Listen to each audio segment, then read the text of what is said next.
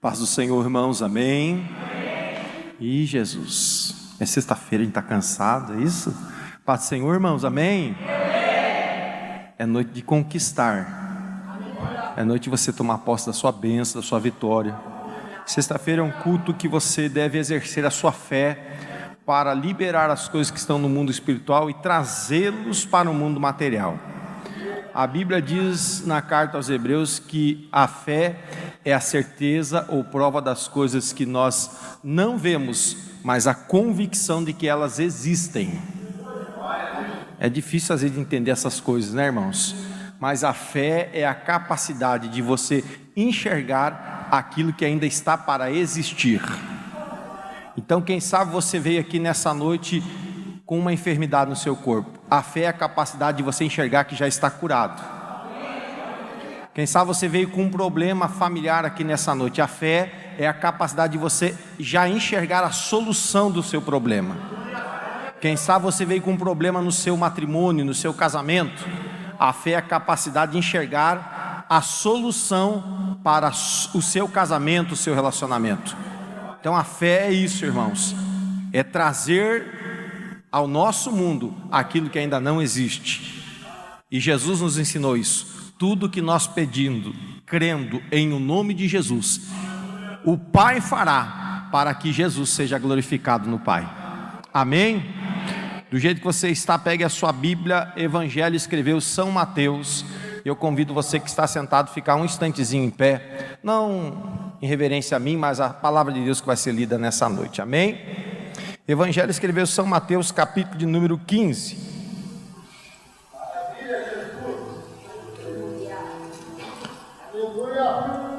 Evangelho escreveu São Mateus, capítulo de número 15, o verso de número 21.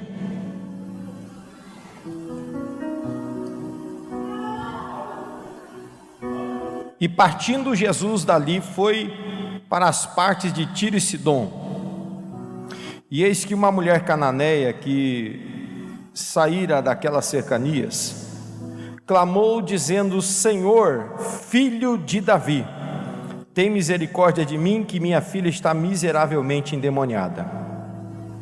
Mas ele não lhe respondeu palavra.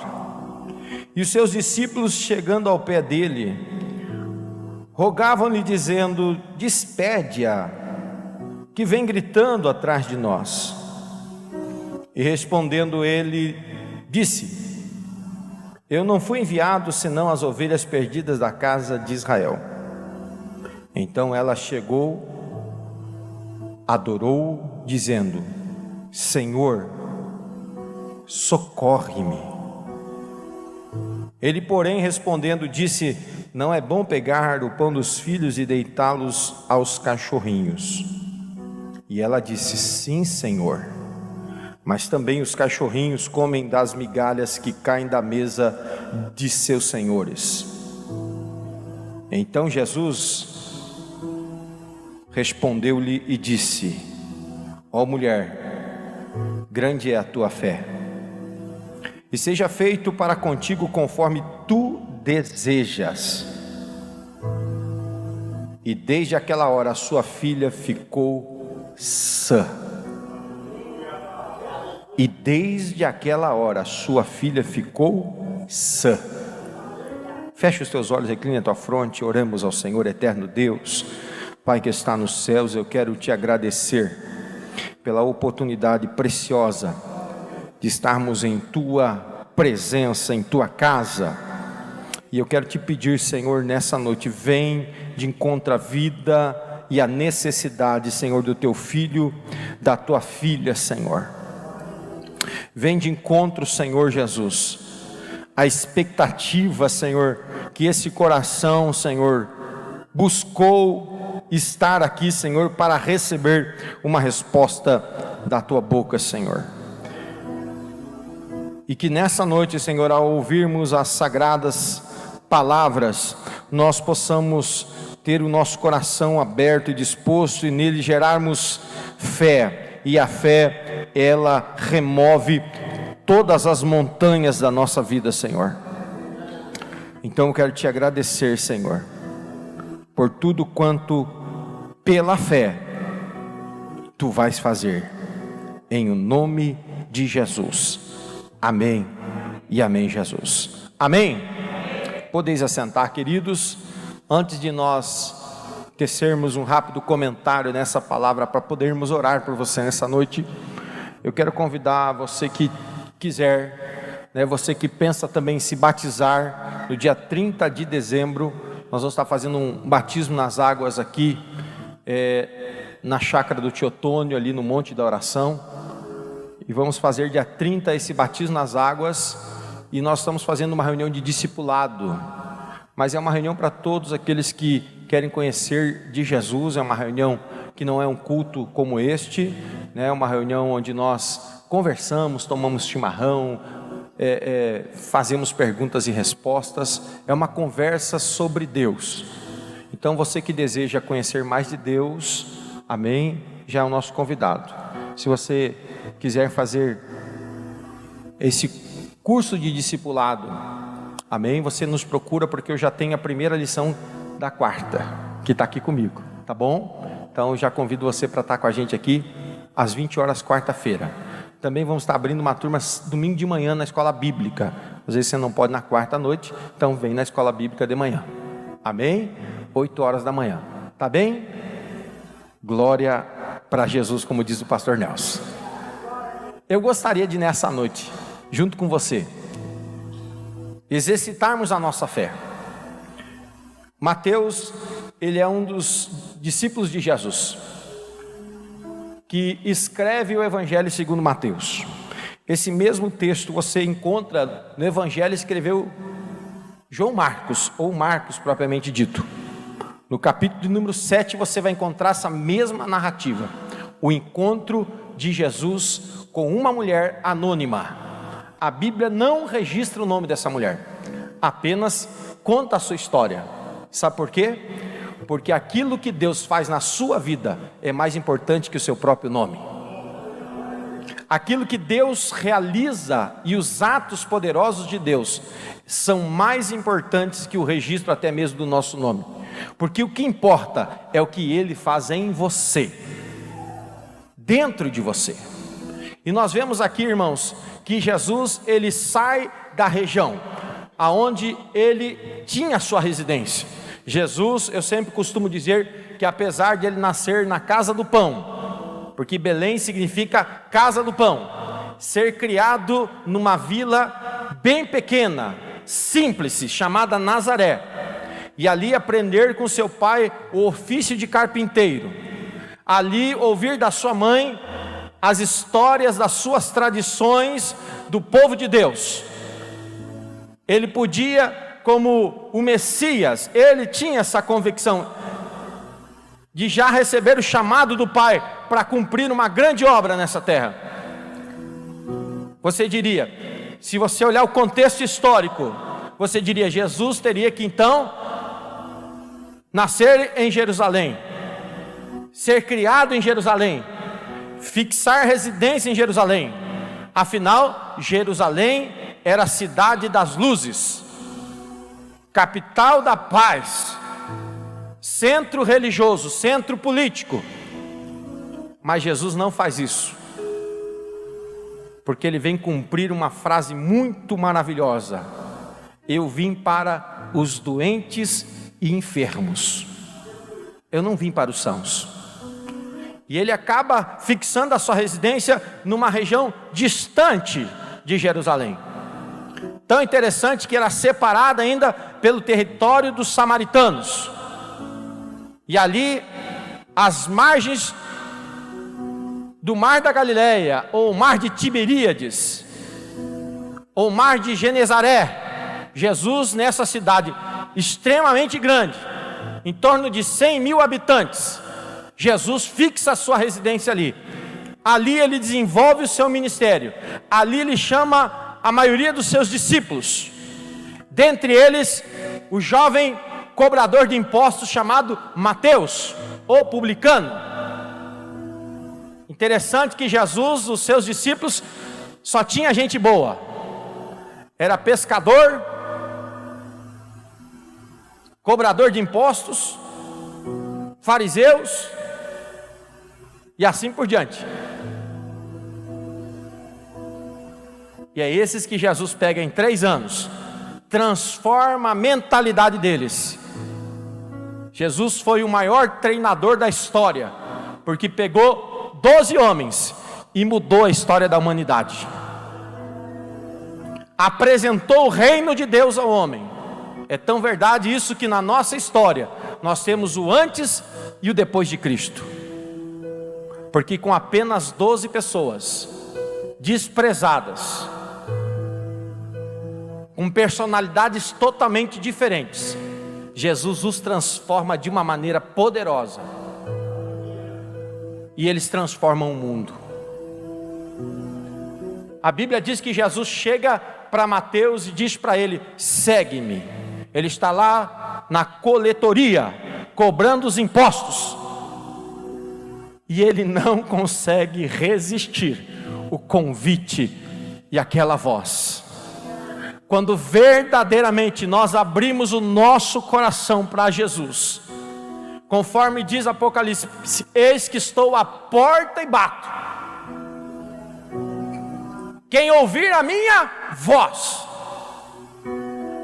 eu entrarei e cearei com ele, e ele comigo. Ou seja, quem verdadeiramente dá ouvidos à voz de Jesus, é impossível você não abrir a porta do seu coração, e é impossível você não se transformar num seguidor de Jesus. É tão verdade que Mateus abandona, e era um trabalho muito rentoso ser cobrador de impostos, e ele abandona isso para as incertezas de seguir a Jesus, mas as convicções de saber que nunca lhes faltaria nada.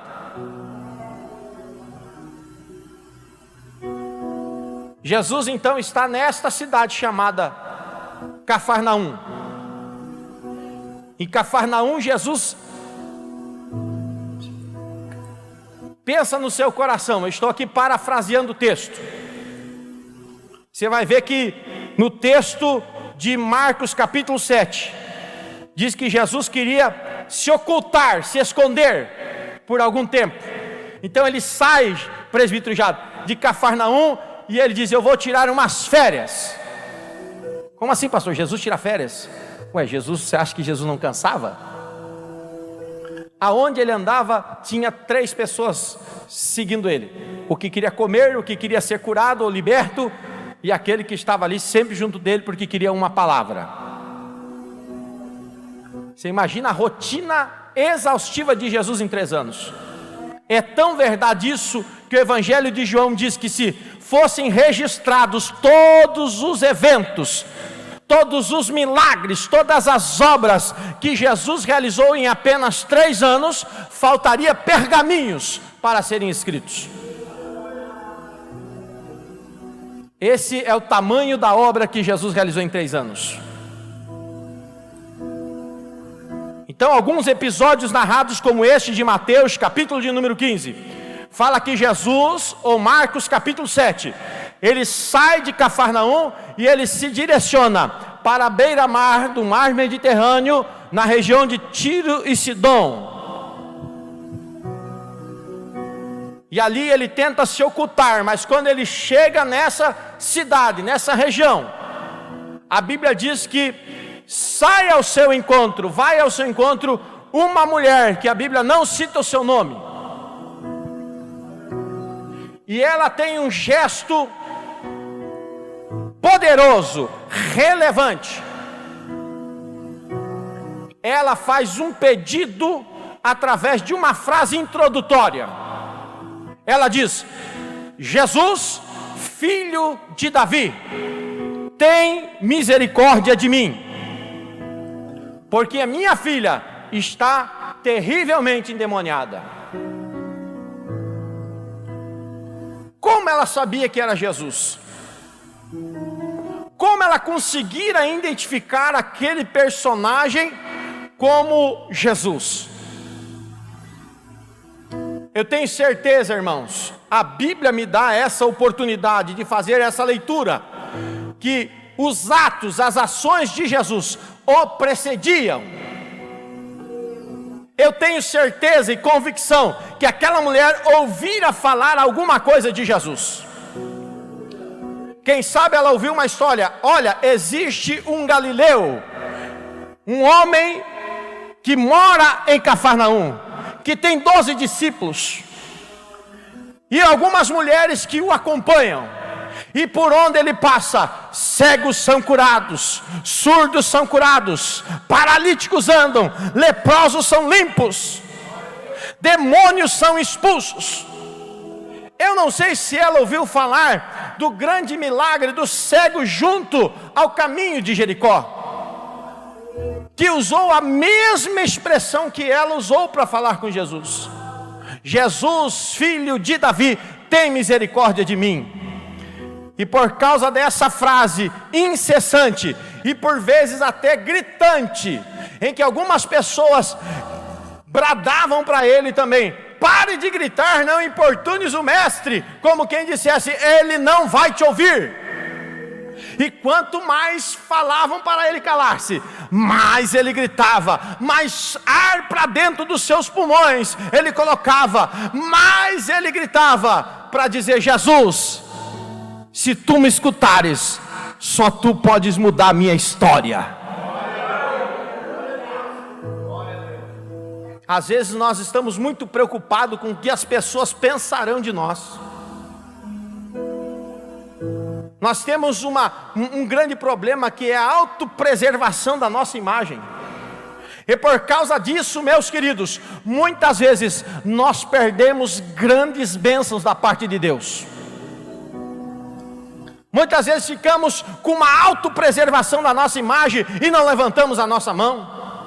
Muitas vezes ficamos com uma alta preservação da nossa imagem. O que pensarão os outros se eu for à frente para receber oração? O que pensarão os outros se eu for na igreja? O que pensarão os outros se eu vier à frente quando houver o convite para que o milagre ocorra na minha vida? O que dirão os outros quando o pregador disser: você que tem um problema, vem à frente, Deus vai abençoar a sua vida? O que dirão os outros? Instinto de autopreservação. E muitas vezes ele atrapalha você de ir além, de experimentar coisas que ninguém mais experimentará.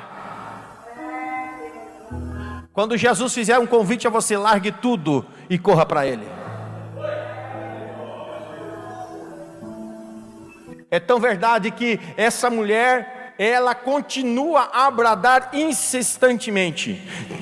E Jesus, você vai ver que ele não responde palavra sequer.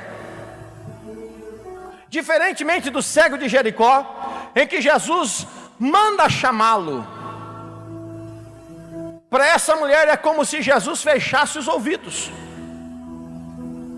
E ele continua passo a passo a sua jornada. E a mulher vem por trás, conforme Marcos capítulo 7. E vem bradando: Jesus, filho de Davi, tem misericórdia de mim. Foi tanto o constrangimento que aquela mulher causou. Você imagina numa cidade, você está andando na rua e alguém começa a gritar por trás de você? Apesar que às vezes eu faço isso, viu, irmãos? Tem gente que às vezes não me conhece, eu: ô irmão, paz do Senhor! Aleluia, Jesus. Aleluia. Por isso, irmão, se você estiver perto de mim, vem me dar um abraço, viu, irmão? Daí eu não falo nada. Eu adoro essas coisas, vocês nem sabem. Você imagina os discípulos estavam, para você ver isso registrado nas Escrituras, irmãos, eu tento imaginar o constrangimento que eles estavam sentindo, e Jesus nem aí, irmãos, como se não fosse nem com ele. E ele continua, e a mulher vem por trás, e os discípulos chegam. Você pode acompanhar aqui na leitura, chegando ao pé dele. Sabe o que quer dizer isso? No ouvido, baixinho: ô Jesus, olha essa mulher, olha o escândalo, olha o constrangimento, despede essa mulher, Sabe o que eles estavam falando? Como se fosse aquela questão de vários encontros que Jesus teve. Sabe o que eles estavam pedindo para Jesus? Jesus libera uma palavra.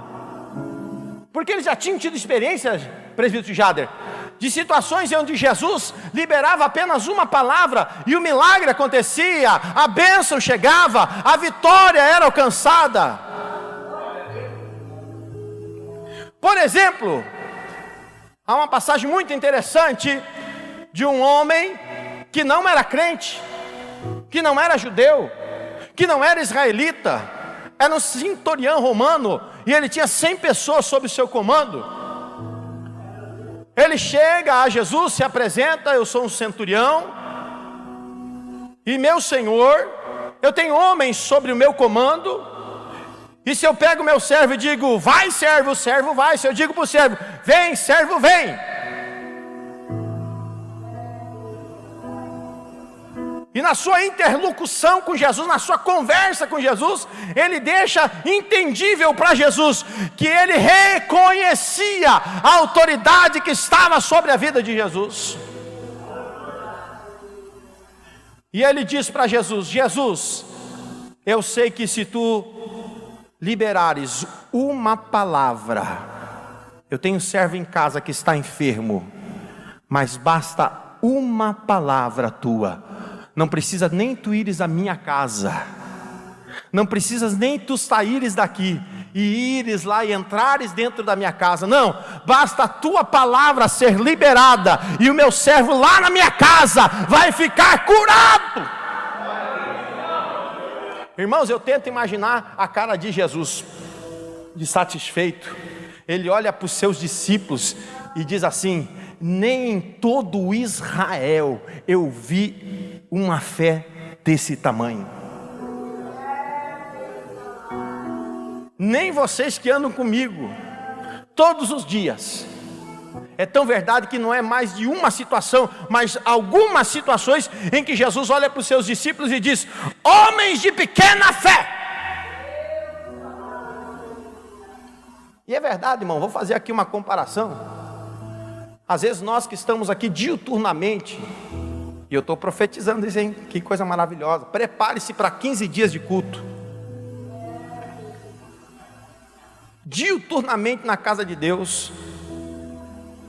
Às vezes nós não cremos na voz profética que está clamando.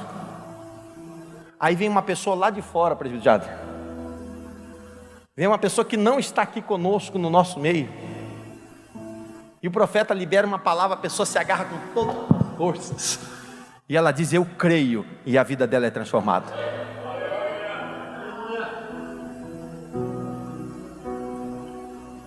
E a Bíblia fala que Jesus não dá nem importância para aquilo que os discípulos falam para ele. E ele continua e diz: eu não fui enviado senão as ovelhas da casa de Israel. Só que a mulher tem uma postura que surpreende a Jesus. Qual é, pastor? É uma postura que poucas pessoas na Bíblia você vai ver que realizam. Qual é, pastor? A Bíblia diz que ela chega-se a ele e o adora. O Evangelho de Marcos vai um pouquinho além, diz que ela se prostra e o adora. Você sabe que nenhuma pessoa, nesse caso ela não era uma judia, ela não era uma israelita, mas para os judeus israelitas, jamais se prostravam diante de homem algum, porque quando você se prostrava diante de alguma pessoa, ou você estava dizendo que aquela pessoa era Deus, ou que aquela pessoa era o Miash, o Messias, o ungido do Senhor. Você estava reconhecendo que ele era o prometido das nações, o santo de Israel.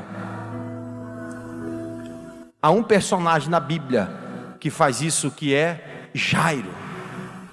Quando Jesus liberta aquele jovem do outro lado do mar e atravessa o mar novamente, e ele coloca o pé na praia, a Bíblia diz que Jairo, o principal da sinagoga, vem e prostra-se diante dele e roga.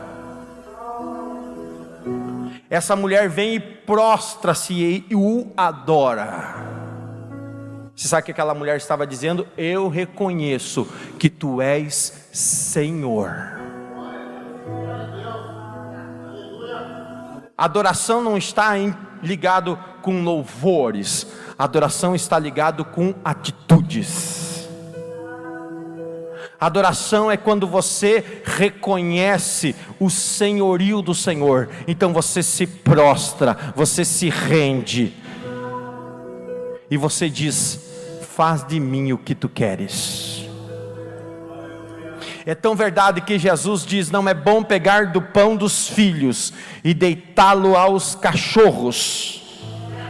Você não pega do mantimento que está na mesa e você dá para o cão, você alimenta os filhos da mesa. Mas a mulher, que ela está numa posição de rendição, de humilhação, ela diz: mas os cães também comem daquilo que sobra da mesa do seu Senhor.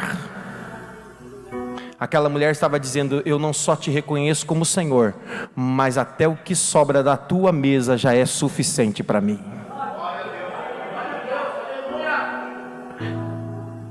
O adorador, ele tem uma postura de humildade, porque humilde, a Bíblia diz: humilhai-vos debaixo da onipotente mão de Deus, para que ao seu tempo Ele vos exalte. A Bíblia também diz que Deus, aleluias, Ele promove o humilde, Ele exalta o humilde, mas ao soberbo Ele abate. Se você quer alcançar o favor divino, a Bíblia diz que Deus não resiste a um coração humilde e quebrantado. Aquela mulher poderia muito bem ter virado as costas, ter ido embora. Esse homem, além de não me liberar, eu sei quem ele é, eu sei do que ele é capaz de fazer. Ele podia apenas liberar uma palavra para mim, mas além de ele me enxovalhar, além de ele não me dar nenhuma satisfação, nem se virar para falar comigo, além disso, ainda ele me chama de cachorra.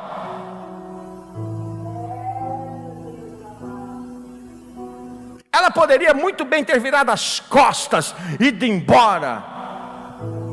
Eu não vou aguentar essa afronta.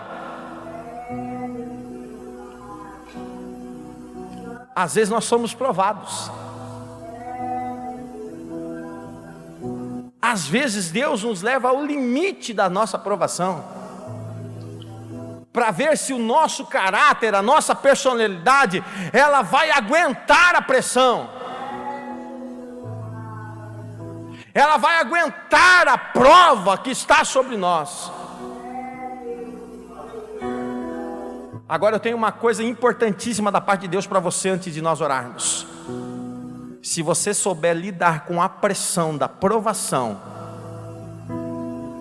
você pode ter certeza que a tua fé, ela vai alcançar o favor de Deus. Quando a mulher, ela libera essa frase,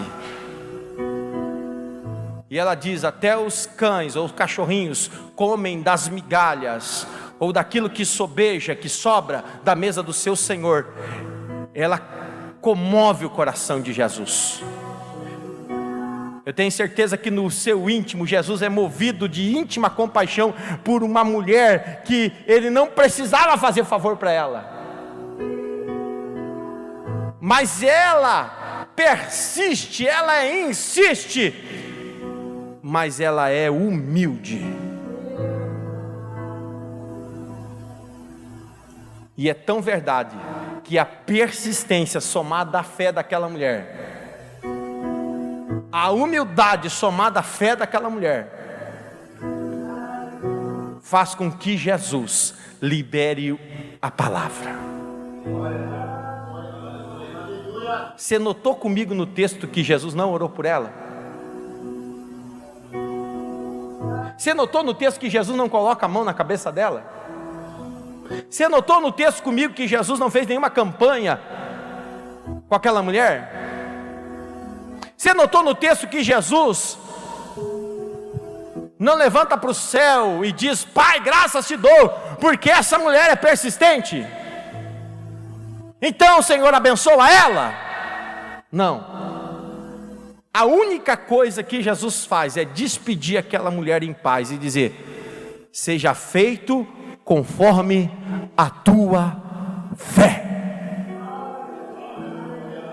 Seja feito conforme a tua fé. Aleluia. Rabande Cássias. E eu quero, junto com você, já convidando você a se colocar em pé, eu quero convidar você a nós liberarmos essa palavra profética em nossas vidas, em suas vidas nessa noite. Você faz parte do corpo desse Jesus que é poderoso. Se você sair, irmão, eu não creio piamente que você saiu da sua casa numa sexta-noite só por sair. Eu não creio que você saiu do seu lar de um dia afadigado, de uma semana, quem sabe, afadigada de trabalhos, de serviços. Vou pegar aqui a Jacuí como exemplo, que viajou de Pelotas a São Paulo, de São Paulo a Pelotas, quem sabe até chegou hoje, né? Hoje, agora, e veio para a igreja.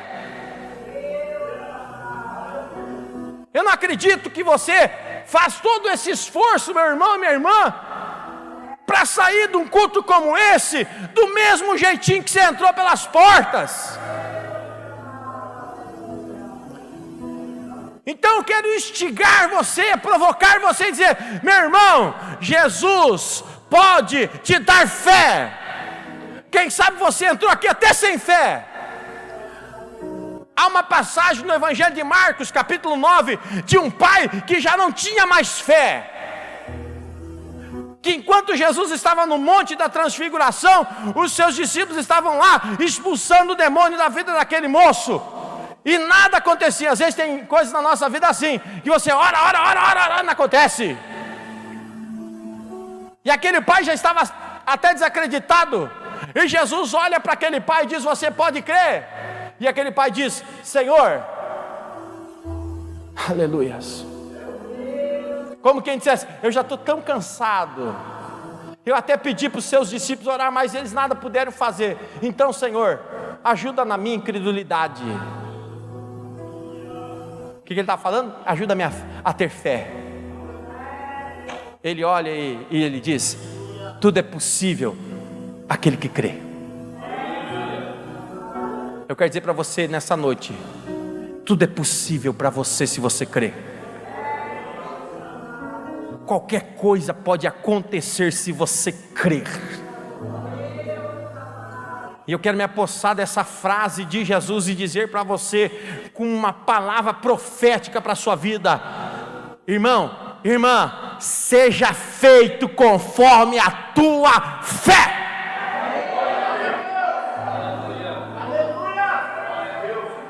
Então eu quero convidar você nessa noite a sair do seu lugar. Nós estamos nos encaminhando para o final do culto, mas eu não posso ir embora, eu não posso encerrar sem convidar você. Eu não sei o que é que você precisa, qual é o favor de Deus que você precisa nessa noite, mas se você precisa de um favor de Deus, por favor, sai do teu lugar nessa noite e vem dizer para Jesus, vem clamar a Jesus, vem dizer: Jesus, tem misericórdia de mim.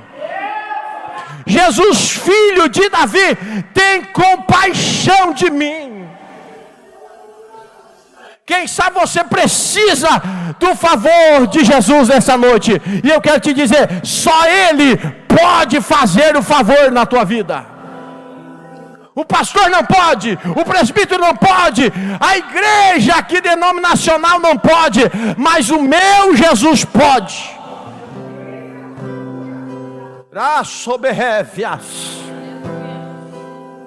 Quem sabe você está miseravelmente problemático. Quem sabe você está que nem a filha dessa mulher, miseravelmente enfermo. Quem sabe você está aqui nessa noite, miseravelmente perturbado. Quem sabe nessa noite você esteja aqui, miseravelmente angustiado, porque não consegue mudar a situação. Mas eu quero dizer para você uma boa notícia nessa noite. Eu quero te entregar o Evangelho de Deus. Jesus Cristo pode mudar a tua história. Aleluias. Oh, glória a Deus. Santo Deus, tremendo e poderoso. E eu quero que você coloque a mão sobre o seu coração. Enquanto o Ministério de Louvor vai cantar uma canção, você vai clamar a Jesus nesse instante. Você vai assumir o papel dessa mulher que foi desprezada, que foi humilhada, mas ela não desistiu, ela não abriu mão.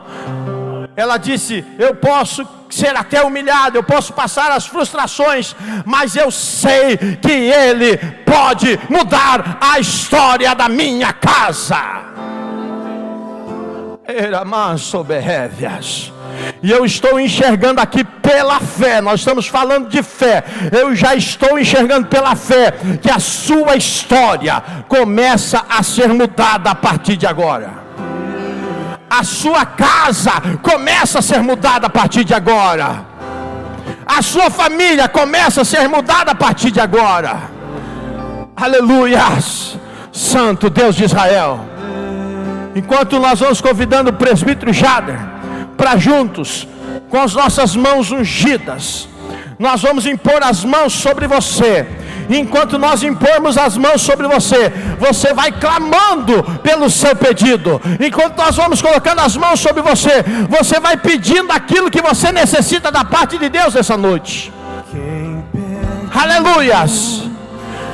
Depois que você for ministrado com a unção, você já pode voltar ao seu lugar abençoado, crendo, glorificando, adorando a Deus pela tua vitória.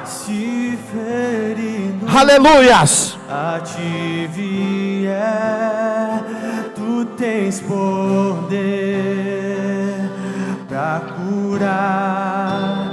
A unção nesse lugar, o Rei está presente aqui. Sim, há poder neste lugar, o Rei está presente aqui. A unção nesse lugar, há poder nesse altar. A unção nesse lugar, há poder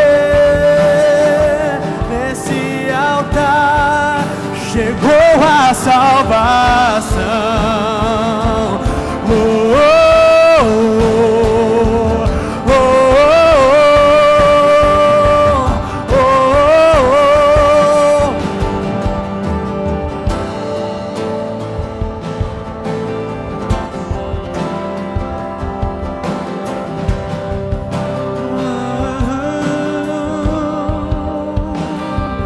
Quem perdido estiver, encontrei em ti salvação.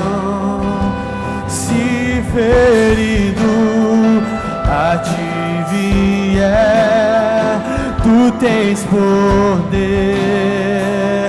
pra curar. A unção nesse lugar, o Rei está presente aqui. Sim, há poder nesse lugar, o Rei presente aqui, a unção nesse lugar,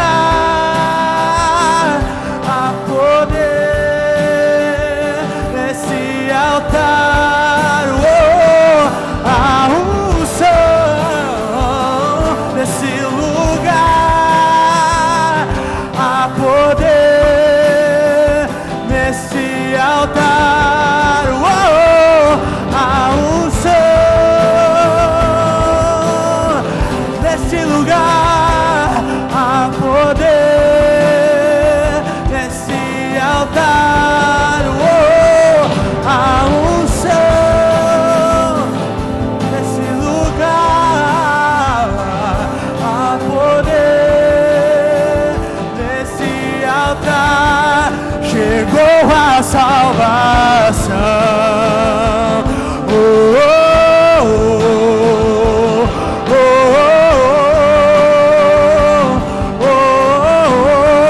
Chegou a salvação.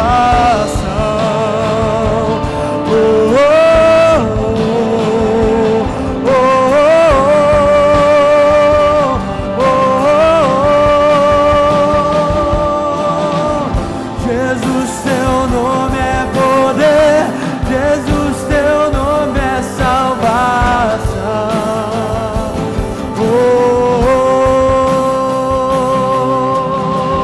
Jesus, teu nome é poder. Jesus, teu nome é salvação.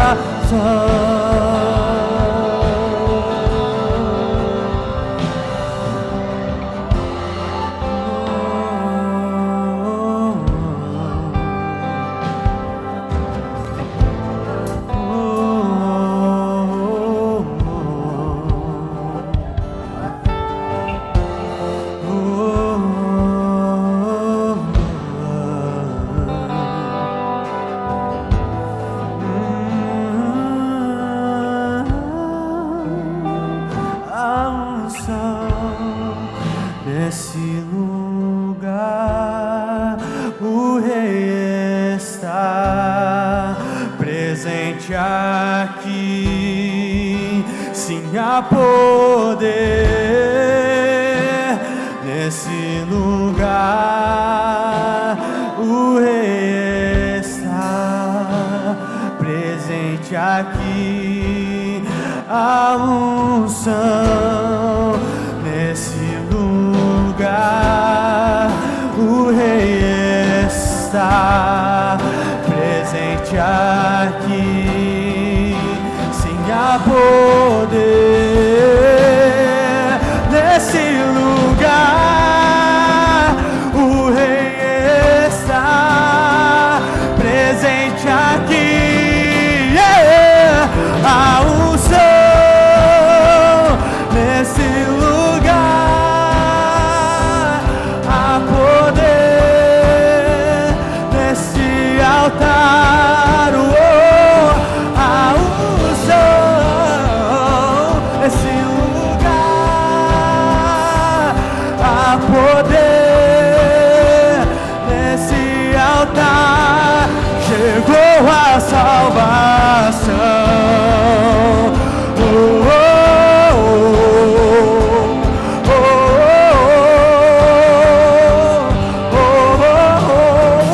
Chegou a salvação.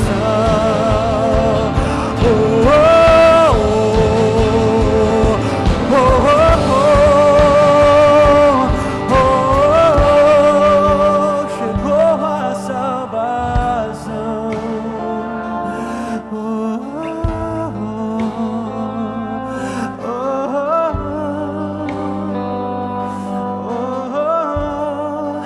Chegou a salvação.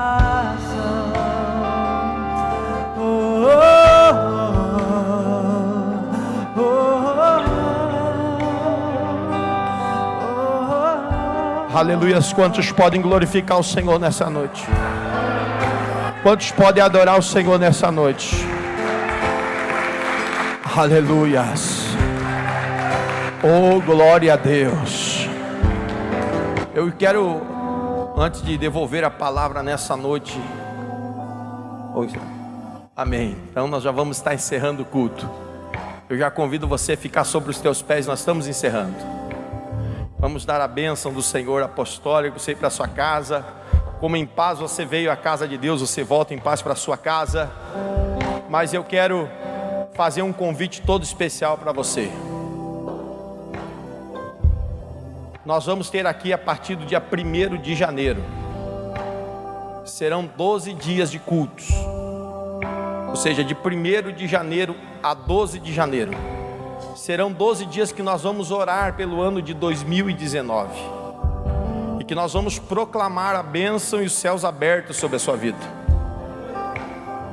Nos dias 11, 12, 13 e 14 estará conosco fechando essa série de cultos o pastor Deraldo Furquim.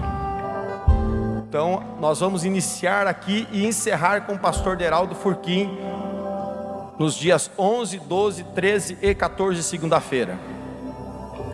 Serão dias para você tomar uma decisão com Deus e mudar a sua história. Então você não pode perder. Estou já 1 mês de antecedência convidando você para não agendar nada nesses 12 dias.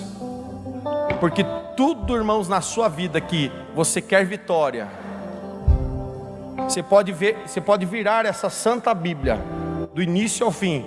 Você vai ver que as coisas preciosas de Deus, elas exigem um sacrifício. Não é sacrifício de sangue, não é sacrifício de dinheiro, não, irmãos, é sacrifício de corações.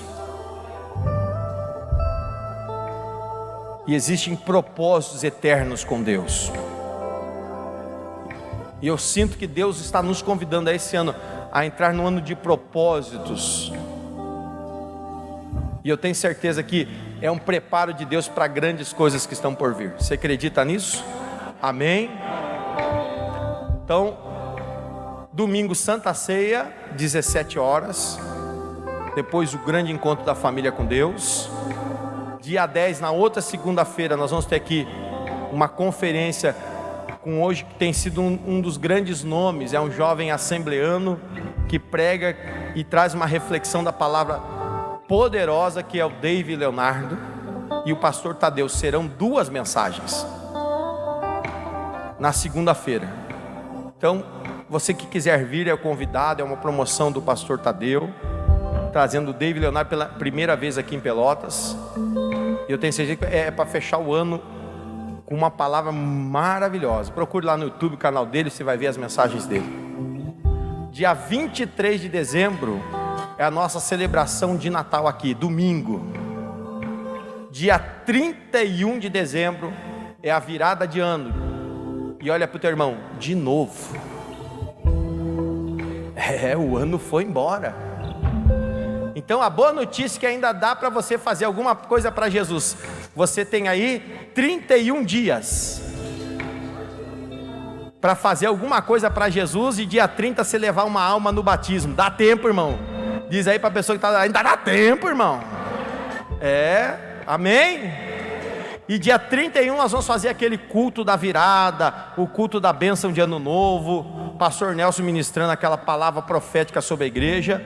E no encerramento, como de costume, cada irmão, cada família traz um pratinho de salgado, um bolo, aquilo que você faz de melhor, para a gente confraternizar no final do culto, pós meia-noite. E claro, né, irmãos, a igreja dá ali o refrigerante para a gente poder se alegrar e se abraçar e dizer que bom estar na presença de Deus em mais um ano que o Senhor nos dá. Amém? Está aí os convites. Deus abençoe. Põe a mão sobre o seu coração. Eterno Deus, muito obrigado. Palavras apenas de agradecimento, Senhor. Assim como os teus filhos vierem em paz à tua casa, eles retornem em paz para as suas casas, protegidos, guardados, abençoados, em o nome do Senhor Jesus. Que o grande amor de Deus, a paz de nosso Senhor e Salvador Jesus Cristo e as consolações do Espírito Santo de Deus seja com todos nós hoje e eternamente. Amém e amém. Vire para a pessoa que está perto de você, dê um abraço nela, diga: Que bom que você não perdeu esse culto. Que bom que você veio receber a vitória pela fé. Que bom que você recebeu a tua bênção pela fé. Que Deus te abençoe, que Deus te dê graça. Abrace ele, abrace ela. Convide já, não perca o próximo culto. Um abraço a todos vocês. Deus abençoe, presbítero Jader, banda, administração. Deus abençoe a todos, graça e paz.